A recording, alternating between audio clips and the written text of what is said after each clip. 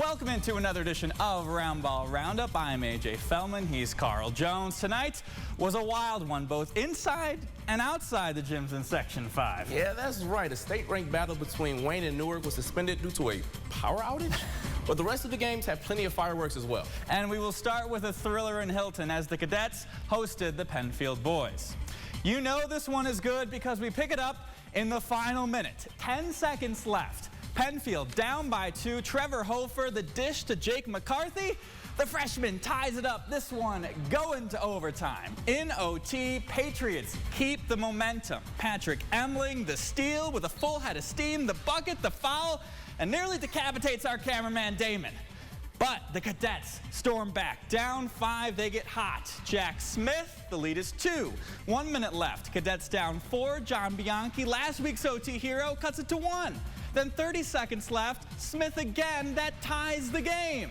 We are still tied. Penfield holding for last shot, taking it into the lane. Off balance, no good. The rebound, the putback, the game winner as time expires. Penfield, a thriller in overtime, 82-80.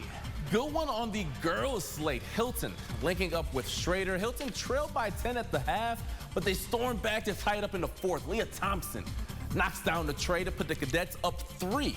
Then 2 minutes later, Mallory Heiss, hand in her face, it does not matter. That capped off a 16-0 run to go up 8. 16-0? 16, my boy. But you know that as the defending state champs, they won't quit. Edison Morgan, she's not going to let that happen. That triple cut the lead to 1.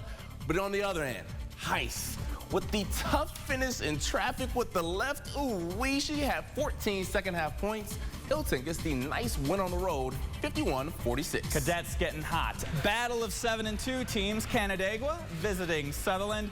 Grey Wolves down 50-37 in the fourth. Russell Barone, the tricky bucket, makes it an 11-point game. But then the Knights say night-night. Luke Fliss, fast break, keeps it himself for 2. Later, Frederick Pistorius, pretty floater. He had 10 on the Knights. Sutherland on an 11-0 run to put this one away. Max Machalski, a game-high 19. Knights get the dub, 63-46. Fresh off a nice win over McQuaid, Edison Tech up against HFL.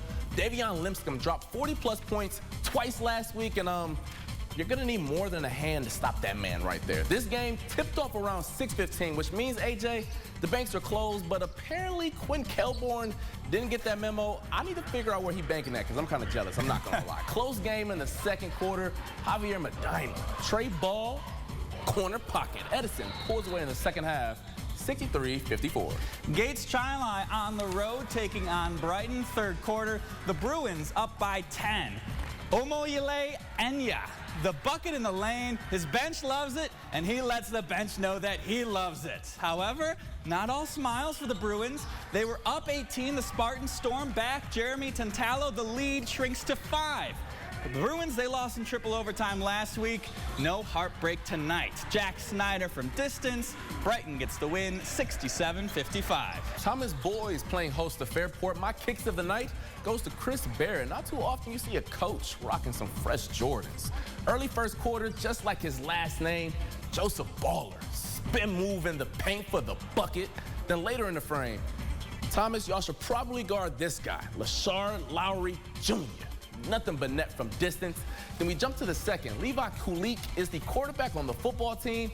It shows why here. Zips it over to Shane Talbot, who cans the tray ball. Thomas with the upset. They win 55-49. That's a big win for the Titans. Let's head into the city. East putting their 9-0 record on the line against McQuaid. Second quarter, Knights down 11. Lucas Wachter, the finger roll, cuts it to single digits. But a few minutes later, the press gets to him. Markel Kingston Johnson, the steal, then Euros in for the 2. Later in the frame, Keyshawn Leonard, top of the key, pure, crisp, smooth. This one gets tight late, though. East comes back for the fourth quarter win, 54-47. Let's take a trip to the west side of the city. Young women's prep taking on Wilson. Giselle Strong wears number 30, the sophomore, pulling from 30 like she's Steph Curry. I'm out here rhyming by accident. Oh, Lordy. And she wasn't done. Strong, with the strong take to the cup, she finished with 33 points, 12 steals, and 10 assists for the triple-double. And speaking of her passing, AJ, strong with the little dime to Erica Coley for the bucket. Young women's prep, they cruise to a dub 70-20. The Canandaigua girls looking for better luck than their male counterparts, taking on Fairport. First minute of the game, Kylie Chapman fighting through the bucket to get the Grey Wolves on the board. Back the other way, Jada Crocker slicing through the lane, gets the floater to fall. But this one, all Wolves. Macy Bacon, way too much space. Canandaigua, they get the double up, 68-34. The Franklin girls looking for their third win in a row, taking on Geneva. Early in the first quarter, Allie Good gets the bucket to drop plus the foul, and y'all know how I feel about them left-hand layups. That's nice right there. Then a bit later in the first, Miana Mitchell-Lawrence, that's from the 5th row in the parking lot. Then her teammate says, nah, you're not about to show me up. Jarvis Chloe, pulling from like 5 feet behind the NBA line or something. Franklin, they make it 3 in a row, 43-30. That's a great story, Franklin. Let's head back to Mendon. The Viking girls hosting Gates Chili. Spartans trying to climb out of a big hole in the 4th. Melissa Gay kisses it off the glass for 2. But on the other end, check out the moves from Eva Dixon, the 7th grader called up from JV. That's a veteran drive car. I love it.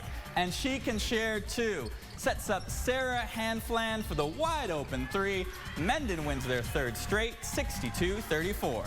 Ending our night in the city, Rochester Prep making the trip to Monroe. We go to the second quarter, Amari Titus with the Euro floater from the free throw line. Nah, that's tough, sis. Then on the other end, Kamira Clyburn says, nah, that's just way too much space. She cashes off from deep. Monroe gets back in the win column, 45-29.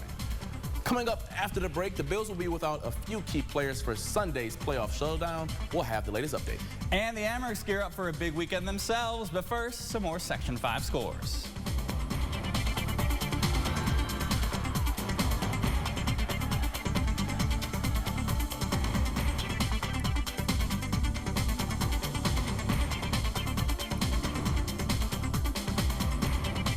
Coming up next week on Roundball Roundup, a rivalry showdown takes center stage as Mendon battles Sutherland in a boys-girls doubleheader. Plus, the Athena boys put their undefeated record on the line against a talented East Ridge squad, and the Penfield girls host Victor in a potential AA playoff preview.